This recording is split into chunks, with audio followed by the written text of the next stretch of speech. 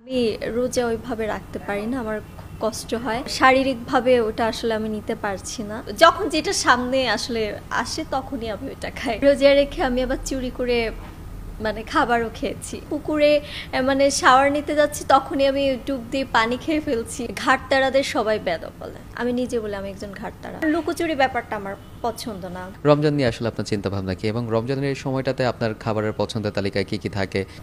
রমজানে যে চিন্তা ভাবনা, এই যে আপনার এই শোটা শেষ করে আমি খুলনায় চলে যাব, পরিবারের সাথে এই রমজান মাসটা কাটাবো। এবং সত্যি কথা বলতে মিথ্যা বলে লাভ নেই, আমি রোজা ওইভাবে রাখতে পারি না, আমার খুব কষ্ট হয়। মানে হয় না যে পারছি না বা সিক হয়ে যাচ্ছি, এটা জানি না কেন আমি শারীরিকভাবে ওটা আসলে আমি নিতে পারছি না। আর গত 3 বছর আমি নিজেকে এত বেশি ডায়েট করে ফেলেছি, রোজার মাসটাতে আমি মানে না খেয়ে থাকলে আমি অনেক বেশি সিক হয়ে পড়ি, উইক হয়ে যাই, প্রেশার লো হয়ে যায়। তবে যতটুকু সম্ভব আমি চেষ্টা করি রোজা রাখার।